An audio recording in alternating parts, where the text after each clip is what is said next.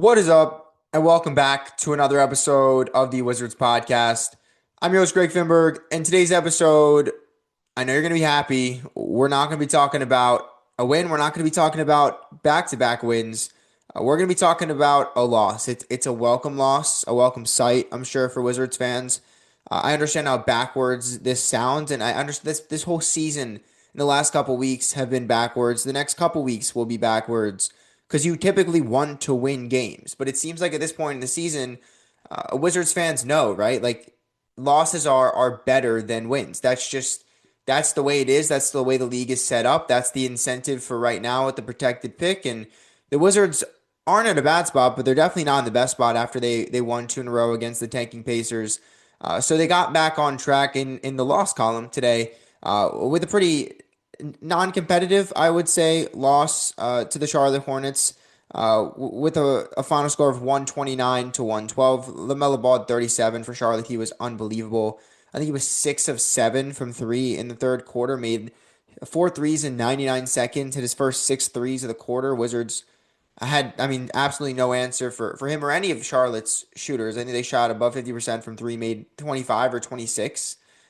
So perimeter defense was abysmal from the Wizards. But again, like it's kind of a welcome sight, like you can't really complain about the perimeter defense being bad, about the personnel being bad when you are actively rooting for losses like most fans are. Most fans have told me blatantly that they want to lose as many games as possible. And this sort of helps. So obviously I'm going to be here to break it all down for you like I typically do. Um, First I want to start with some news that happened yesterday that obviously I didn't record a pod because the Wiz didn't play. But in case you missed it, congrats to Tristan Vukcevic, who had his two-way contract converted to a standard NBA deal. Really well done from Tristan. Obviously, 3 years, $9 million is a steal of a contract. I think for Washington, you get Tristan on basically like a cheap deal for your guy that projects as your backup center, and he's not your like third string forward. You have Anthony Davis and Alex Sarr, but if you expect both of them to start, and you see the Wizards giving Tristan a standard deal, to me that sort of screams he will be a part of the team next season, obviously, but a part of the rotation as well. There's always the possibility they bring a guy like Marvin Bagley back. There's a possibility they sign a veteran. But I think Tristan's done a good enough job to obviously warrant a contract, but to also warrant more playing time. He's going to get it. Sarr's out. AD might not play the rest of the year. Tristan was out today with his, I think, hand contusion. So I don't know what his timeline is, but it's a very well deserved contract. Um, he has his moments where you're like, this guy is going to be amazing. He can't miss from three. His touch around the rim is great. He has pretty good instincts offensively in terms of passing, backdoor, pocket passes, passing out of the short roll. Like you see it all offensively. But obviously the downside is defense. And he had 5 steals the other day. He had a couple blocks too. You've seen moments there to where you're like, okay, I see what the Wizards see in Tristan. He's developed at a pretty good rate. So I think it's a very proactive deal. It's a smart deal, I think, from Will Dawkins. I mean, Tristan had 17 of the 50 you have 50 games at the NBA level when you're a two-way. Tristan had 17 remaining. And so the Wizards were like, we're not going to wait until then. Let's just get him on this deal. And then they signed Leaky Black to the other two-way contract to fill that void. I don't know if Leaky Black would have been the guy assigned to a two-way deal. Again, 26 years old. Like he's played solidly for the Go-Go. He can't shoot, but he's a solid defender. Can contribute somewhat offensively.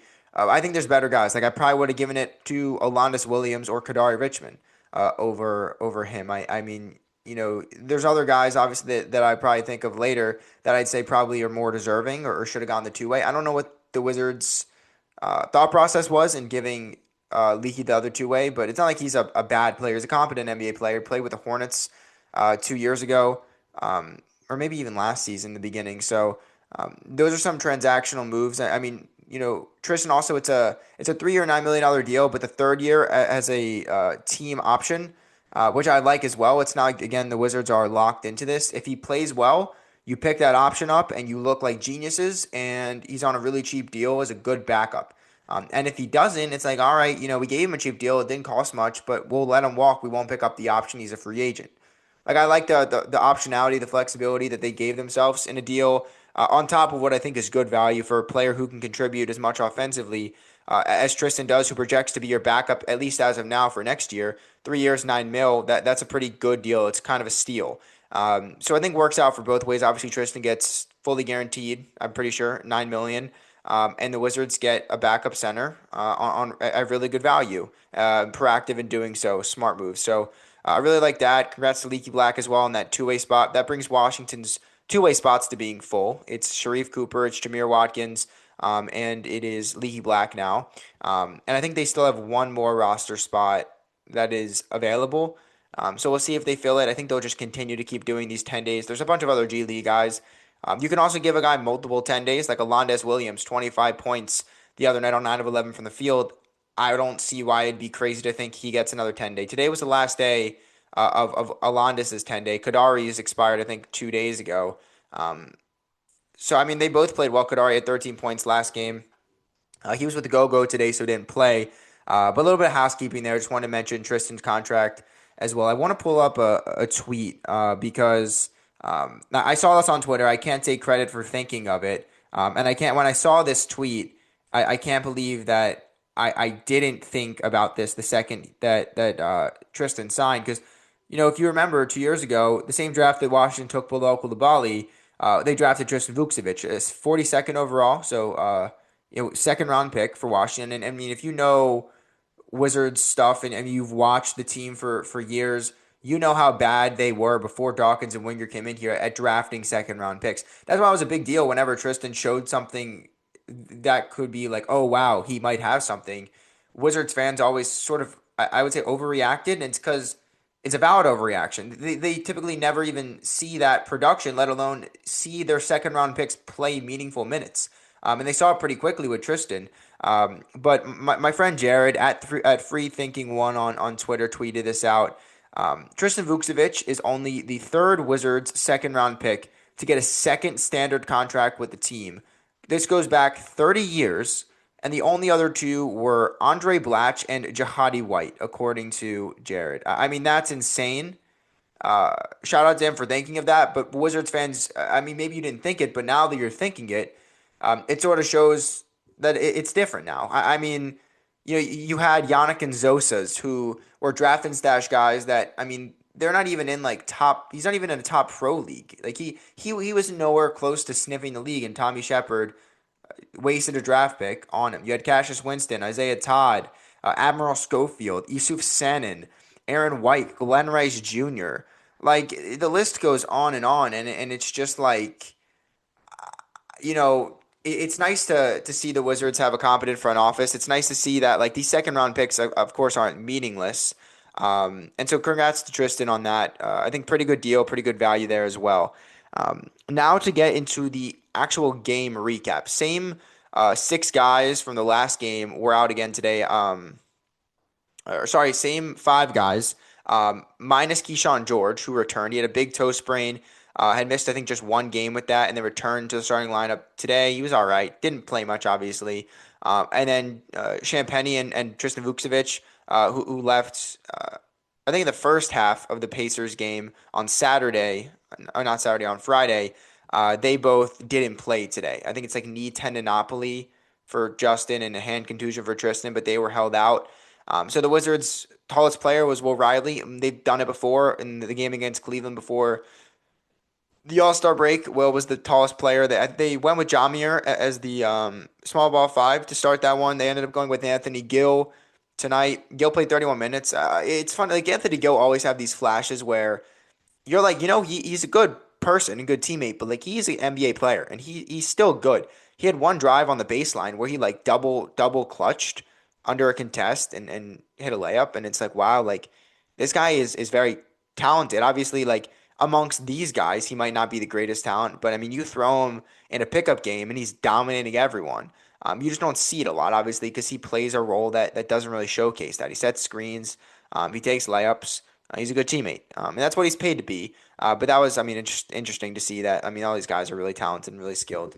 But that was the five they went with. They also went with George Coulibaly, Trey Johnson, and Bub Carrington. I mean, Bilal Coulibaly, let's start there. I tweeted this out too.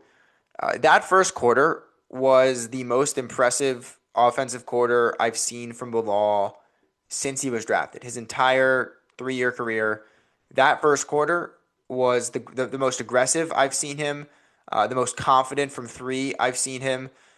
Just exactly what you're asking from him. Like, be a competent three-point shooter. Grant Williams was sagging so far off of Bilal, giving him so much space. That was a scouting report. Basically, like, look, you're sub 30% from three. I'm gonna dare you to shoot. If you make it, you make it. And he took his first three was not even close. You could tell he wasn't confident in it. Didn't even hit the rim, hit all backboard. And I was like, is it going to be another one of those games? And then he made, I think, on three straight possessions, made three straight threes. Grant Williams wasn't contesting him, and he said, "All right, I'm good at this," and he just stepped up, confident stroke, made all the threes. And in the first quarter, he finished with 15 points on 6 of 8 from the field, 3 of 4 from three, 2 boards, 2 assists. Like he was as aggressive as I'd seen him. He drew a foul. Was going to the basket and at will scoring when he wanted to. Um, you know, just one of the best offensive outings I've seen from him. Now, what's a shame for Bilal is he was well on his way to a career high. Uh, but obviously the Wizards are tanking, and to no one's surprise, he didn't play a minute in the third and they're in the second quarter. He only played 9 minutes in the first, and then didn't play at all in the second quarter. Played 8 minutes in the third quarter, and then sat for the final 16 minutes of the game. Now it was out of reach, and so I get it. Even if they weren't tanking, maybe you don't put the starters back in. But based on how they've operated for the last 2-3 weeks, like even if the game was close, I guarantee you Bilal Coulibaly wouldn't have played much. So 17 minutes only, finished with 17 points on 6 of 9 from the field. Not really his fault. I mean, Charlotte obviously, adjusted at half to sort of take him away. And he also didn't play much. And so unfortunate, but definitely one of the better games he's played. The best game he's probably played since that 21-point outing he had months ago when he returned from injury. So I was really impressed with him. He had a block. Brandon Miller tried to put him on a poster. Bilal got all ball. They called it a foul on him, but Brian Keefe challenged. Wizards won the challenge, ruled a block. He finished with 2 of those, plus a steal. Just a really good showing. And the 3-point shot needs to be a thing. Like, it's why Bilal Coulibaly is as good as he is. When that's going in, teams have to respect it. And it's hard for Bilal to use his quickness, his athleticism, his speed. He's got a really, really good quick first step. He used it in the second half to get his only 2 points of the half on a pretty open dunk because he just blew by his defender. But that's because his defender was at the 3-point line guarding him because he saw what he did in the first half and he had to adjust and he had to be out there to take that shot away. And now if he doesn't have to do that, what are you going to do if you're Bilal? It's the same problem a guy like Amen Thompson runs into. It's the same problem that Zion runs into because they can't shoot. Ben Simmons used to run into it. You need to shoot in the NBA to be a competent NBA player. You need to shoot. And you need to be able to make it. And Bilal Coulibaly did that tonight, and that's why I thought it was a really good offensive showing from him. Again, didn't play the fourth quarter. Not surprising. The Wizards sat, again, 3 of their 5 starters. The only ones that played above 30 minutes were Gil and Bub. Trey Johnson has been around 20 minutes since he's come back from that ankle sprain. Brian Keefe said he's on a minutes restriction. I would assume he still is because he was solid. I mean, 11 points on 5 of 10 from the field. I thought he 3 turnovers, which makes sense because, I even noted it. There were a couple of times where he was just really lazy and really sloppy with the ball. Sort of dribbling into areas that you really shouldn't be getting yourself into, just areas that you're not going to make much happen. And that's what happened on a couple of his turnovers. But again, efficient. 11 points. He was 1 of 4 at a certain time, but finished 5 of 10. So a pretty good close for Trey. And so not the worst showing for him, but again, still on a minutes restriction. So hard to really evaluate his play. Konkanipa was great for Charlotte, by the way. He's such a good rookie. 28 points, 5 of 9 from 3, plus 33. Hats off to Charlotte because a lot of GMs probably would have passed on him. Wasn't flashy enough. But he was awesome for Charlotte. Keyshawn George, 13 points. Again, a pretty quiet 13 at that. He made a couple of nice mid-range jumpers, but obviously only played 18 minutes. Like, again, it's hard to evaluate these guys when they're playing less than half the game. Like, they're not playing for the final 15, 16 minutes of a game. They're getting taken out for large periods of time. Like, this isn't the typical rotation. It's not what you typically see. So 13 points. If Keyshawn plays typical 30 minutes, maybe he's at 25. Maybe he's at more, And so it's hard to evaluate those guys. But obviously I mentioned Gill. Bob Carrington played late into this one as well. And I've had a lot of people kind of say to me, like, Greg, is it an asinine take to say that Will Riley has already passed Bub Carrington in terms of your like Washington young core rankings? I don't think that's a crazy take at all, especially if you watch the last 3 to 4 weeks of Will Riley and you've seen that ascension, just like the confidence that he's playing with. The game has slowed down immensely for him. There was one where he like dribbled into like a top of the key mid range jumper, and it's the same way like Devin Booker would get into his shot, just like slow, methodical dribble. Picks it up. He can go between the legs and drive. He can step back for a three. He can pull up, and he just pulls up and drills it. He hit a three from the wing that was wide open. He used his pivot to get to the rim. He made a couple good passes. Like, it's just slowing down for him. And he seems so comfortable, and he seems more comfortable now than Bub has really seemed all year, apart from that about 2 week stretch that he couldn't miss from three. So I think, and a lot of people were saying that because it's like, well, Riley only played 16 minutes against Indiana in those 2 games. Bob Carrington played 30-plus minutes pretty much each night. And it's like, well, why are you allowing that to happen? And the hypothesis from Wizards fans was basically because they know how good Will Riley is, and he affects winning. But can they say the same about Bob Carrington? And I mean, if you're evaluating it based on that, they can't, because they're playing him late into these games. They're not playing Will Riley. So maybe they know what they have in Will Riley already, which is a great thing to know and to say and to think about your rookie first round pick. But also maybe it's not the greatest indication for Bob Carrington, who maybe they still don't know what they have. I mean, Drew Gooden said it best on the broadcast. Like, these are games for guys that are auditioning for roles next season. Some are auditioning, like the 10-day guys, to be on the team. Some are auditioning to be in the rotation, and some are auditioning to be in the starting lineup. And I think Bob Carrington is auditioning to be in the rotation. You have a lot of guys just because they traded a bunch for you. You trade Denny Avdia in that package. Like, it doesn't ensure that Bob Carrington is your backup guard next year. I think he will be, but Will Riley is playing incredible basketball, looking very confident. And I thought tonight was another good showing from him. He finished with 11 points on 4 of 11 from the field, 6 boards, 4 assists to 0 turnovers. Like, again, that right there is great. The shooting percentage, not great, but 4 assists to 0 turnovers as this 20-year-old rookie is fascinating to me. And just the way that he's able to get downhill with his guard skills. Like, he's 6'9", but he's a point guard, I think, in a 6'9" player's body. And just his guard skills, his ability to play on the wing, knock down open shots. You can really, I think, start to see it with a guy like Will Riley. And tonight was another indication of that. Then you go over to his other draft mate, which is Jamir Watkins. The last couple of games, Jamir has had his looks from three, has not made those looks on as consistent of a basis as I'm sure he wanted to. But tonight he was hitting. He had 13 points, 5 of 10 from the field, 3 of 7 from 3, added 4 boards. But this is the best right here. The defense is immaculate. I mean, he had a block. His counting stats aren't great in terms of that, pretty quiet, but plus 13 in a game that this team lost by 17 points.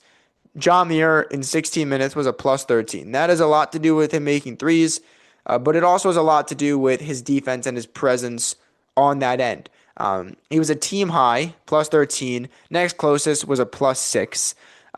He's a winning player. He's a player that won't score, in double figures every game, but you can guarantee he's going to impact winning. And that's why I liked him when they drafted him. He's already showing that. So I think him and Will actually had pretty good games off the bench. And then I got to get to Jaden Hardy. Look, he's a volume scorer, 16 points, led the Wizards off the bench, 5 of 10 from the field, made 4 of his 8 threes, 4 boards. Again, he's going to have moments, I think, where he goes 2 of 10, and you're like, what are you doing? Why are you shooting that? Why are you doing this? But today was one of those games where it's like, no, no, no, keep shooting. Like maybe that wasn't a great shot, but you made it, and then you came down, you hit a couple open threes. And so I thought he was a pretty good downhill player. I thought he could use his speed, get to the rim, get fouled. In the small sample size on Washington, he seems like he's a pretty competent three-point shooter, and he seems like he likes taking them too. He had 10 shots today, and 8 of them were from three. So maybe it's just, they don't have much of a scout on him yet, and we'll see if on the Wizards they decide to guard him differently. But against Cleveland, he was all right. And I mean, against Charlotte today was obviously his best game as a Wizard, so I was pretty intrigued by him. I don't really know what to make of it yet. I don't know what to make of him as a player or his role here going forward. But he had a good game, and I was pretty intrigued by it as well. But again, like today was another instance of not blatant tanking. Like again, they didn't rest all their starters, and again, it's not, you can't really go out on a limb and say it's blatant tanking just because it was such a blowout like already. And anyways, it wasn't like the Wizards resting their starters for the final 16 minutes. 3 of those 5 starters affected the outcome of the game by any means. Maybe this is a 10-point loss and not a 17-point loss if they play. But I think the tanking thing is going to be ballooned when it's like a Utah situation against the Magic where they have a chance to win. They're winning, and they decide not to play their starters. Versus a game like this where the Wizards gave up 44 points in the third quarter. Like they were down by 21 entering the fourth. It's like most teams wouldn't bring their starters back, and so they did blatantly tank. Like they didn't play their best player in Bilal Coulibaly realistically when they should have. I mean, Bilal on a typical night would probably get double the amount of minutes he got tonight, and it's because they're tanking. But I honestly don't think the league is going to be too concerned about this loss for Washington just because they were going to lose already. It's not like they mess with the integrity of the game. Now, if you told me I needed to say you right now, were they tanking or not, I would have to say that they were tanking because they were. This was not the best effort they could have possibly put forward, rotations-wise, to win this game. But again, I don't think it mattered in the grand scheme of things, which is why I don't think it's too big of a deal. But that's probably going to wrap it up for this episode of the Wizards podcast. I mean, the Wizards fall 129 to 112. They're now 16-40 on the season. Before I guess I let you go, I probably will do this after every episode. But a little bit of a look at the tank standings, okay? Sacramento, obviously, the bottom with 12 wins. Then you got Indiana at 15 wins. Brooklyn at 15 wins. The Pelicans actually dominated the Sixers last night. They have 16 wins, as do the Wizards. The Wizards have 2 fewer losses. And then you got Utah at 18 wins, and you got Dallas at 20 wins. I want to close this pod with a bit of a, it's not a rant. It's just, I think Wizards fans need to at least understand the full grasp of the tanking outlook over the last couple of weeks, last couple of months of this season. Because I think a lot of people have it misconstrued. A lot of people have this thought in their head where it's like the Wizards are doomed if they don't finish with the bottom 4 record, which couldn't be farther from the truth. Now, they don't guarantee that they will keep their pick if they're not bottom 4, but that does not by any means indicate that they are 100% losing their pick. And I'll tell you exactly why I think Wizards fans need to sort of calm down. I understand it. Like, I understand with the bad lottery luck, Wizards fans have every right to be concerned if they can't guarantee they keep their pick. But here's why I think that concern should be at least limited for the time being, okay? Hopefully I can ease some of your concerns with what I'm about to say. If the Wizards finish with the 5th worst record, which I think is still pretty unlikely, and I'll get into that in a bit, but let's say for argument's sake they finish with the 5th worst record, they don't have a 0% chance of keeping their a 0% chance of losing their pick. It only jumps to a 0.6% chance. And yes, I understand that's at least a percent chance, and you're concerned. But to put this into perspective, you have the same probability of hitting a plus 16,000 parlay as you would of the Wizards losing their draft pick should they finish with the 5th worst record.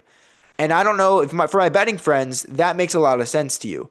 If you're not a betting friend and you don't understand what plus 16,000 means, that's pretty much impossible. If you hit a plus 16,000, you are rich.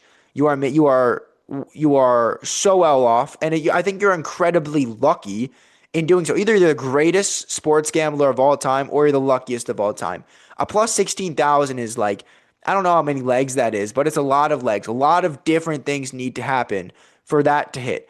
And that's the same percentage, that's the same likelihood of the Wizards losing out on their draft pick. 0.6% chance if they finish with the fifth worst record, to put it into perspective.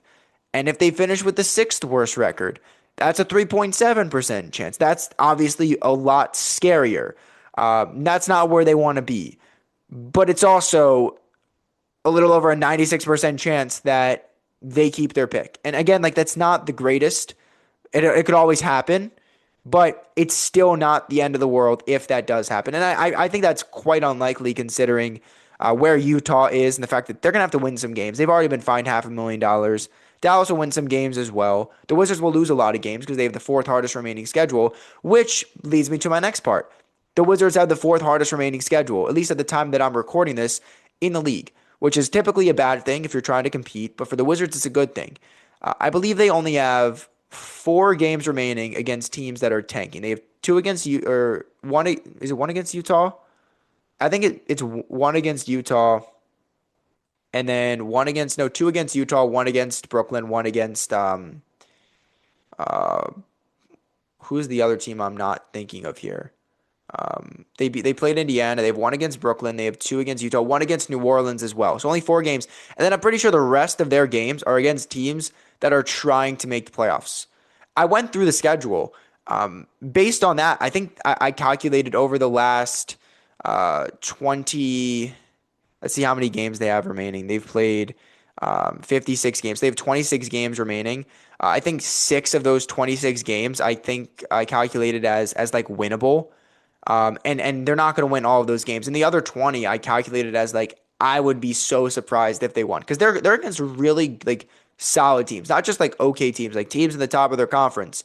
So that's another reason if you're a Wizards fan, I wouldn't be too concerned because yes, they won 2 games in a row against Indiana, but I don't think wins are going to be too common over the last 26 games. I wouldn't be surprised if they won 4 or 5 of these 26 games just because the teams they're playing are good and they're trying to win while the Wizards are trying to lose.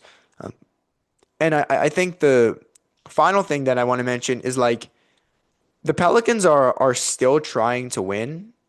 Like, people don't talk about that, but they're just bad because they're bad. Like they're trying their best to win games. They're going to play their entire team for probably most of the season to evaluate what they need to get better at because they don't own their pick. The Hawks own their pick. And right now, they have the same amount of wins as the Wizards. They have 2 less games remaining, but they're going to try to win. And they're pretty healthy. Dejounte Murray will return. And they, by the way, have some easy games coming up. And this leads me to the final point, which is, yes, like the Wizards had to play the Pacers. And they had to play a couple other tanking teams. But other tanking teams also had to play other tanking teams. Like there are going to be several games where it's a win-win situation for the Wizards, where the Pacers are playing the Kings or the Nets are playing the Pelicans. Like, that's a win-win for the Wizards, and those teams will eventually win games against each other while the Wizards are ideally losing to a bunch of these good teams, and hopefully that evens itself out. I mean, even looking at the upcoming schedule for the Pelicans, they have the Warriors at home, which the Warriors are all right, but they could always lose that game. And then they have 2 games, on the road, back-to-back against the Utah Jazz. They have a game against Sacramento later in the year.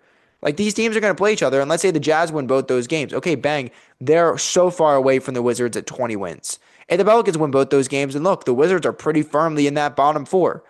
So I think, yes, I understand why Wizards fans are concerned. If there's any semblance of a chance they can lose their pick, they're going to be upset, and they have a right to be. But even if that's the case, like I hope that you aren't panicking and it's not overtaking your life as a fan, because I think they'll be fine. I think they know what they're doing. I think they want to try to at least do it as ethically as they can. Maybe they can only get away with that for so long. But hopefully that little bit of a rant sort of eases your concern if you were one of those concerned fans about draft lottery and tanking positioning. But that's going to do it for this episode of the Wizards podcast. Wizards fall 129-112 to the Charlotte Hornets. They have the first of a 2-game mini set, both games in Atlanta. playing against CJ McCollum and Corey Kispert. But I think the first of those games is on Tuesday. And so I'll be back on Tuesday night to break that one down as I am on most games. So that's going to wrap it up for this episode of the Wizards podcast. Thanks for listening as always. Go Wiz.